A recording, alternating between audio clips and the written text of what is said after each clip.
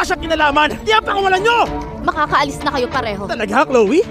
Posible kayang isa kang player? Naku, hindi ako ganun. Wala akong ginawa. Kung ganun, bakit ayaw mo sa akin? Oh. Siguro kasi hindi magandang naging karanasan ko sa relasyon naming dalawa ni Eric. Minahal ko siya ng lubos pero masama pala siya. Ayokong sayangin ang oras mo. Hindi yan ang problema mo. Nagmahal ka ng lubos anuman ang pagkatao niya.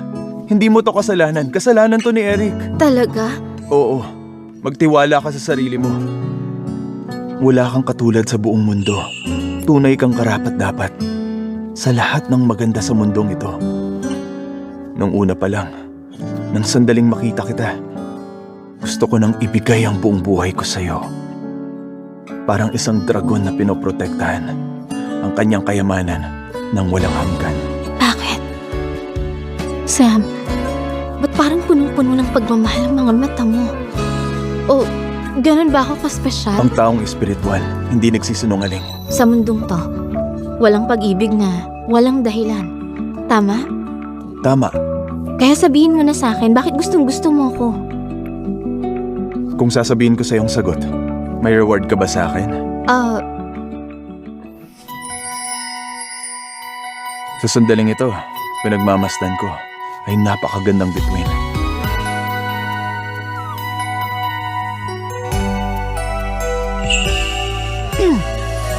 Pwede mo na bang sabihin sa akin ngayon?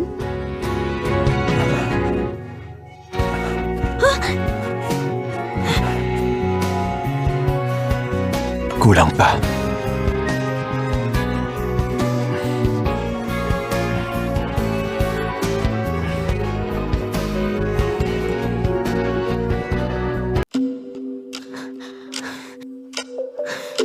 Hindi ka na makahinga. Di ba umiiwas ka sa mga babae? Ba't ang galing mong humalik? May alam din ako. Pwede mo na bang sabihin sa akin? Bakit ba gustong-gusto mo ko? Pagkatapos ng kasal natin, sasabihin ko na sa'yo. Hoy, sinungaling ka! Ako pa nga ang naunang humalik sa'yo eh. Eh wala naman akong sinabing payag akong sabihin sa'yo. Samuel ah! Pinaglalaroan mo lang ako eh!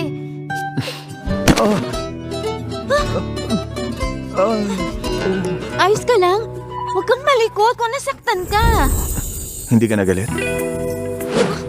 Nanuloko ka na naman. Hindi kita niloloko. Kanina kasi, talagang nasaktan ako. Ayos ka lang kanina. Bistado ka na kaya paawa ka. Kung sa pagpapaawa ka, mas mag-aalala sa akin, huwag na sana akong gumaling habang buhay. Sam, tumigil ka na nga sa kakalandi mo dyan. Pag tinuloy mo pa yan. Baka mahulog ka na. Hindi ah. Masyado kang maraming sikreto. Business relationship lang to, walang halong damdamin. Huwag ka nang palalaglag ah. Kakatapos ko lang bendahan yan. Titingin pa tayo ng bahay bukas. Sige, hindi na.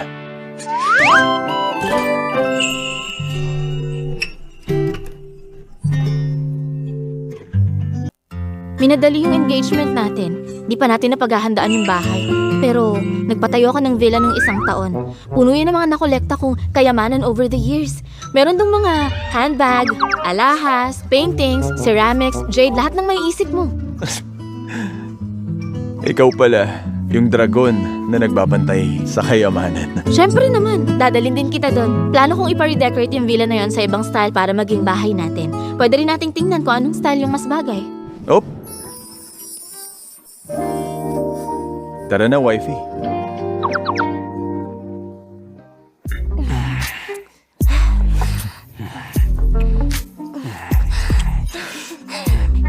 Eric, di ba mas nakaka-excite gawin to sa magiging bahay ni Chloe? Ang pilya mo talaga. Kung kalahati mo lang sana ng charm ang meron si Chloe, hindi naaabot sa ganito. Ito na ang parusa niya. Kung ganun, dapat ako naman ang may reward. Tuso ka talaga. Pasasayahin kita.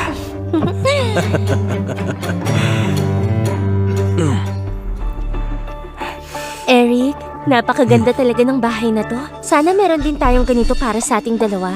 Sayang, hindi ganun kayaman yung pamilya ko. Hindi namin kayang bumili ng ganito. Wala lang to. Pag pinakasalan ko na si Chloe, bibigyan kita ng mas maganda pa. May gusto ka ba rito? Kunin mo lang. Ilipat nyo ang lahat ng ito dun sa bahay ni Livy. Lahat ng mga alahas na to, designer bags, jade pieces, mga porcelain, pati mga painting, walang maiiwan. Uy, Eric, ayos lang ba talaga to? Balita ko maingat na hinanda ni Chloe lahat ng mga to. Hindi ba siya magagalit? Siya naman nagbigay sa akin itong bahay eh. Kahit anong gawin ko, wala siyang masasabi. At saka, ginalit niya ako kahapon. Maliit na parusa lang naman to kung tutuusin. Hi, Eric. The best ka. Tinatayo-tayo niyo dyan! Kilos na! Masusunod mo, sir! Eric? Bakit nandito kayo? Sino nagsabing galawin niyo yan? Bitawan niyo yung gamit ko! Binigay mo sa akin tong bahay na to, di ba? Bakit hindi ako pwede rito? Pribadong tirahan ko to, Eric. Kailan pa naging sayo? Eric, nandito ka na. Pina-air freight ko na yung paborito mong French cuisine. Kain na tayo pagkatapos ko dito. Porket mayaman yung pamilya mo, ang gastos mo na, sino pa bang magtitiis sa'yo bukod sa akin? Sige na, nandito na rin naman.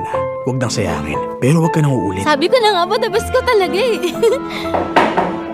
Pasok. Miss Chloe, kompleto na po sa gamit yung pinatayo niyong villa. Pakitingnan na lang po. Nandito na rin yung passcode. Ayos ah. Okay to. Alam ng lahat na ito yung binigay mo sa aking bahay. Bakit Kailan ko binigay itong villa sa'yo? Nakapangalan ka ba sa titulo? makakasala mo rin naman ako eh? Ang bahay na to, ipapangalan din sa akin. Maraming beses ko nang sinabi sa'yo, Eric. Hinding-hindi kita pakakasalan. At saka, hinding-hindi magiging iyo ang mga gamit ko. Talaga ba, Chloe? Hanggang kailan ka magpapanggap? Malamang sobrang nagsisisi ka na. Talagang pinuntahan mo pa ako kasi gusto mong magkabalikan, di ba? Pumunta ako rito sa sarili kong bahay, hindi para makita ka. Hindi ka nga dapat nandito eh. Ikaw yung trespassing sa private property. Kayong lahat, kung ayaw niyong mabulok sa kulungan, lumayas na kayo rito. Magkakot na kayo! Gusto kong makita kung may lakas siya ng loob na ipakulong ako. Sa huling beses, ibaba niyo ang gamit ko, magsilayas kayo lahat.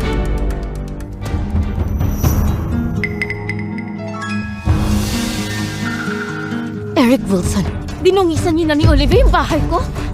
Miss Chloe, huwag mong mamasamain. Ako nagsabi kay Eric na gusto ko makita yung bagong bahay mo. Alam mo naman na hindi kasing yaman ng pamilya ko yung sa inyo. Gusto ko lang makakita ng ganito. Talagang walang modo ang mga low class na tulad mo. Ikaw? Paano ko nakakapagsalita ng ganyan? Kahit na hindi kilala ang pamilya ko sa North, hindi mo pa rin pwedeng tapakan ng bangal ko. Marangal ba yung pakikipaglandian sa bahay ng iba? Wala akong ginawa. Totoong pagmamahala namin ni Eric. Hindi kinokontrol yun. Ba't ang dumi mo makapagsalita sa amin? Chloe Green, talagang ginalit mo ako nung sa engagement party. Pumunta si Livy para i-comfort ako at tulungan ako kumalma. Tulungan ka? Wala ba kayong mga hiya? Napakatapang mo pa rin ah. Ang bait na nga ni Livy sa'yo tapos hindi ka pa kontento? Ayoko na kayong makausap. Bayaran niyo lahat ng hinawakan niyo sa dobleng halaga. Kung hindi, maghanda kayo sa kulungan habang buhay. Wala naman kwenta yung mga gamit mo rito eh. Ano, huhututan mo ako ng pera? Kung di ako nagkakamali, yung emerald necklace na yun naibenta sa halagang $380 million sa auction 10 years ago. Yun namang antique painting gawa ng top master na ibenta sa auction 7 years ago for $2 billion. Ito namang blue and white porcelain vase. Ang nag-exist ng ganyan sa mundo, dalawa lang. Isa sa museum, isa nandito mismo. Walang katumbas ang halaga. Kung lalabas ka sa pintong yun, pag nanakaw ang tawag doon. Sa batas, mabubulok ka sa kulungan. Kung dito lang, magbabayad ka ng doble. O siya, magdesisyon kayong dalawa. So maniniwala na lang ako sa'yo? Bakit ako magtitiwala? Di mo kailangan magtiwala sa akin. Pag nakulong ka na, siguradong papaniwalain ka ng iba. Tigilan niyo nang ang pananakot sa amin. Humawak lang naman kami, wala namang nasira. Wala sa inyo yung desisyon kung may nasira. Eric, ano na? Magbabayad kayo o tatawag ako ng pulis? Hoy Chloe, kung ipapakulong mo ako, magkakaroon ng criminal record. Ang tatay ng future kids natin, yun ba talaga gusto mo mangyari? Paano mo nasabing gusto ko magkaanak pa tayo? Wala ka ibang pakakasalan kundi ako lang. Hindi ka na magkakaanak sa ibang lalaki. Lilinawin ko lang para sa'yo. Ako si Chloe Green ay magpapakasal at magkakaanak lang kay Samuel. Siya lang ang magiging asawa ko at tanging siya lang ang magiging ama ng mga anak ko. Talaga ba, Chloe? Ang kapal mo! Kung makikipagrelasyon ka sa iba, hindi na kita papakitaan pa ng kabaitan ko! Sakto. Yan mismo yung gusto ko. Mahal ko, dahil ayaw nilang magbayad sa atin, tumawag na tayo ng pulis. Uy, wag! Wag niyong gawin yan! Pinilit lang kasi niya ako! Miss Green, Sir Parker, hindi po ako kusang pumunta rito. Hindi ko mga tauhan yung kanina. Hindi ako yung nagsabing magakot. Si Eric yun! Siya nagsabing magakot! Pakiusap, huwag niyo po akong ikulong. Livy, anong sinasabi mo? Ang tanga talaga nito. Eric, hindi pwedeng pareho tayong damay. Hayaan mo muna ako tapos tutulungan kita agad. Tapos ka na kung pati ako kulong. Sakyan mo na lang muna.